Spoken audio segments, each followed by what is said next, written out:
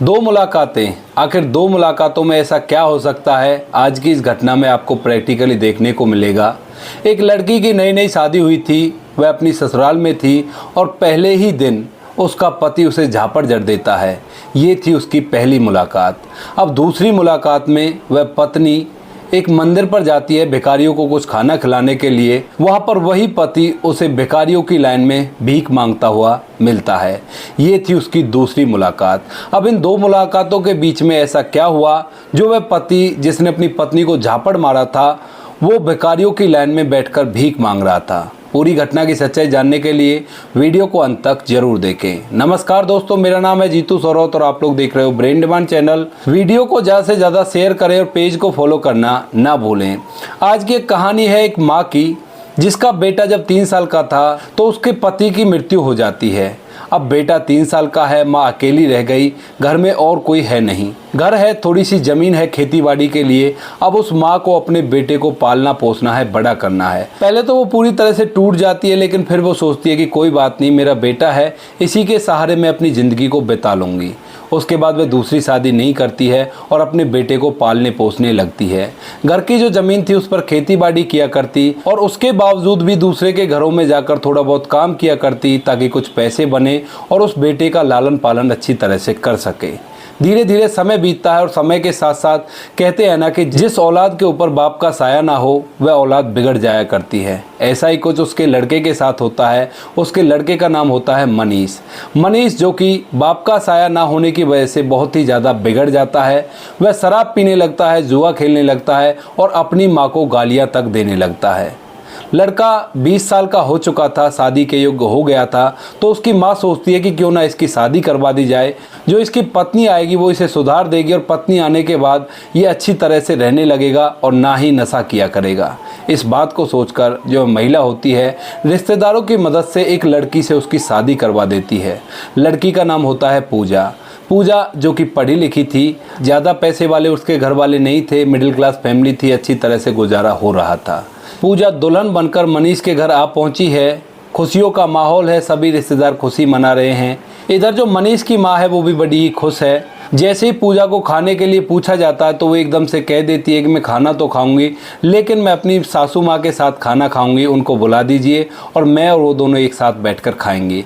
क्योंकि दोस्तों जब वो इस घर में आई थी तो उसने नोटिस किया था जो उसकी सासू माँ है वो बहुत ही ज़्यादा कमज़ोर है और बहुत ही दयनीय स्थिति में है। इसी वजह से उसने कहा कि मैं अपनी सासू माँ के साथ खाना खाऊंगी।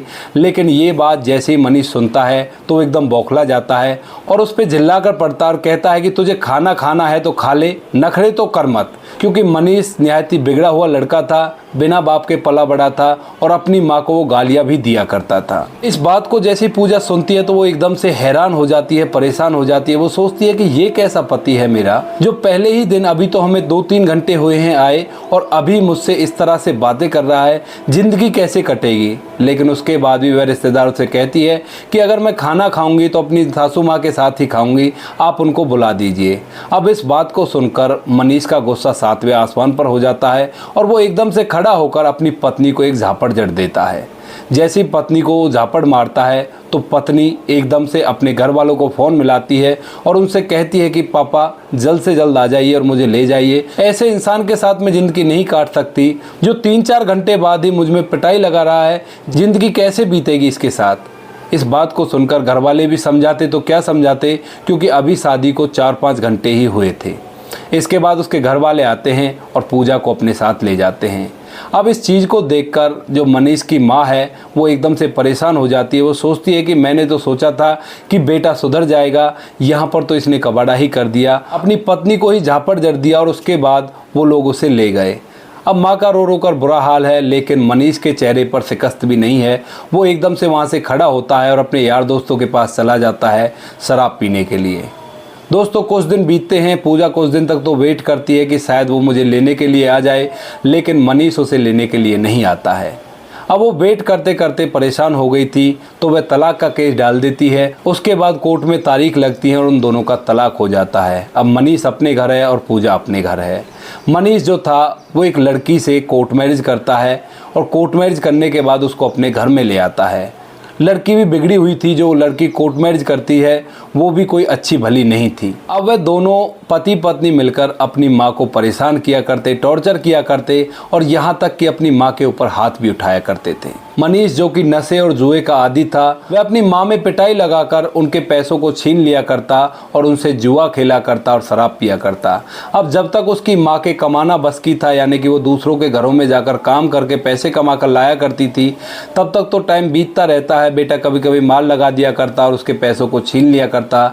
लेकिन जब उसकी कमाना बस की नहीं होता है, क्योंकि वो काफ़ी बुजुर्ग हो चुकी थी, अच्छी तरह से खाने को भी नहीं मिलता था, बेटे की जो पत्नी आई थी वो भी बेकार थी, वो भी उसको बार बार प्रताड़ित किया करती।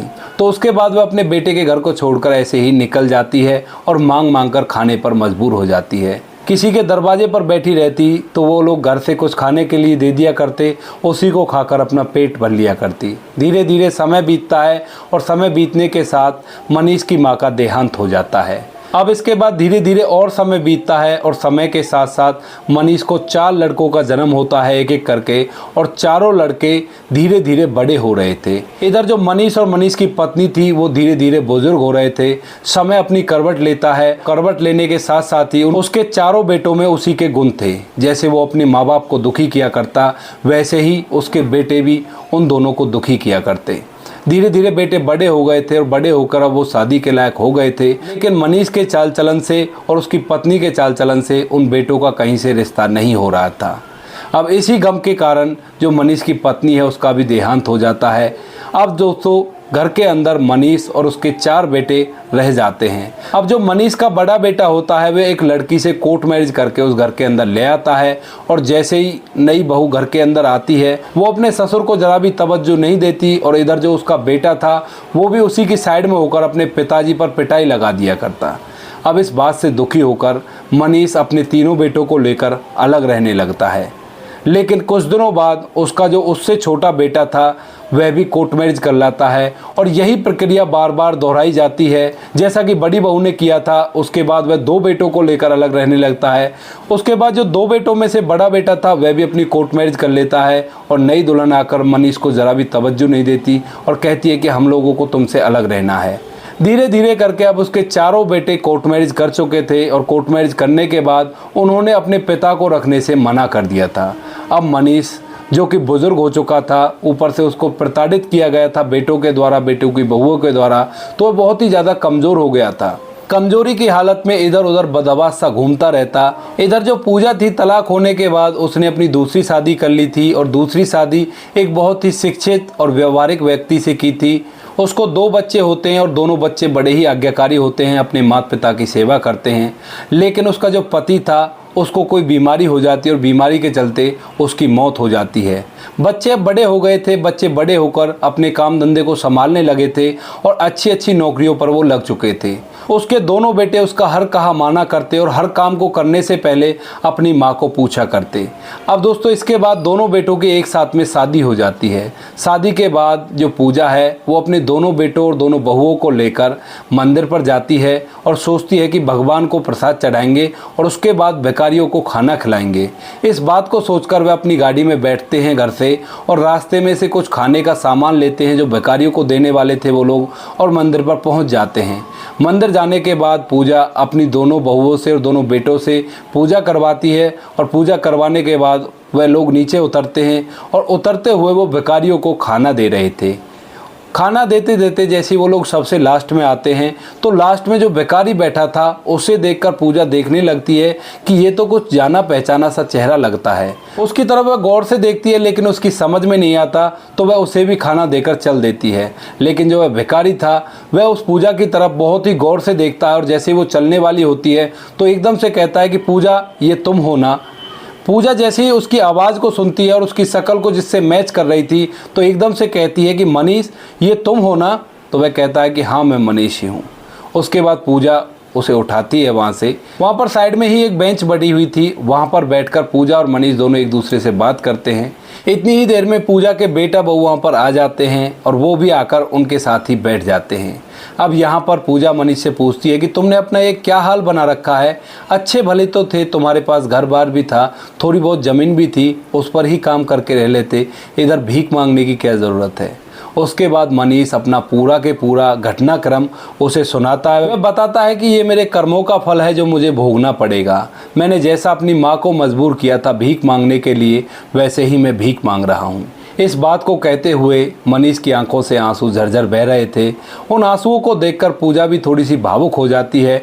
इधर जो पूजा के बच्चे थे उनको भी पता चल जाता है कि यह उनकी माँ का पहला पति है जिसने उनको झापड़ मारा था। लेकिन दोनों बच्चे बड़े ही संस्कारी थे। वे धैर्य धरकर वहाँ पर बैठ जाते हैं और उसकी कहानी सुनने लगते हैं। जैसे उसकी कहानी पूरी होती है, वह बताता है कि मेरे बेटों ने मेरे साथ इस तरह से किया है, तो बच्चों की भी आंखों में आंसू आ जाते हैं और जो उनकी पत्नियां आई थी उनकी भी आंखों में आंसू आ जाते हैं। कहानी को सुनने के बाद जो बच्चे हैं वो अपनी माँ से कहते हैं कि माँ, अगर आप चाहो तो हम इन्हें अपने साथ रख सकते हैं। अब इस बात को सुनकर मनीष पूजा के बच्चों से कहता है कि बेटा, ये मेरे कर्मों का दंड है और इसे मुझे पूरा कर लेने दो, मैं तुम्हारे साथ कहीं नहीं जाऊंगा। लेकिन पूजा अपने बच्चों से और मनीष से कहती है कि कोई बात नहीं, तुम्हारे जो दंड थे वो पूरा हो गए और अब तुम्हारा बुढ़ापा है। अब तुम ऐसा करो, हमारे साथ चलो और हम तुम्हें अपने साथ रख लेंगे। मेरे बेटे अच्छा कमाते हैं, अच्छा हम लोग खाते हैं, तो तुम भी हमारे साथ रह लेना। अब तुम्हें बुढ़ापे में क्या चाहिए, केवल 2 रोटी ही तो चाहिए। ऐसा कहकर वो लोग मनीष को अपने साथ ले जाने के लिए जिद करने लगते हैं। मनीष जो कि जिद पे अड़ा था, बार बार कह रहा था कि नहीं बेटा, मुझे मेरे कर्मों का फल भोगने दो। मैंने जो किया है मैं उसको भोग कर जाऊंगा, वरना आगे कभी मुझे ये सताएगा। यानी कि अब मनीष को सद्बुद्धि आ चुकी थी और इस बात को देखकर पूजा और उसके बेटे उसे अपने साथ ले जाते हैं। बाद में मनीष भी राजी हो जाता है और इसके बाद पूजा के बेटे मनीष का भी अच्छे से ख्याल रखते हैं, उसको एक पिता का दर्जा देते हैं और उसका भरण पोषण अच्छी तरह से करते हैं। तो दोस्तों, ये थी कहानी जिसमें दर्शाया गया है कि 2 मुलाकातों में कितना कुछ बदल सकता है। पहली मुलाकात में उसने अपनी पत्नी को झापड़ मारा था और दूसरी मुलाकात में वह मंदिर की सीढ़ियों में भीख मांगता हुआ प्रतीत हुआ।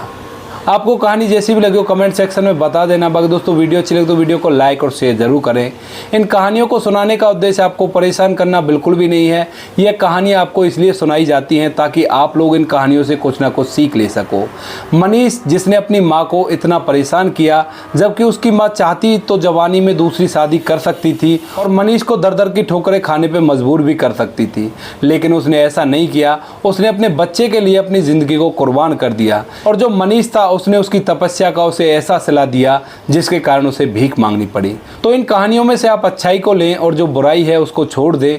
बाकी मिलते हैं किसी नेक्स्ट वीडियो नए टॉपिक के साथ। तब तक आप खुश रहें, सावधान रहें, सुरक्षित रहें। जय हिंद, जय भारत।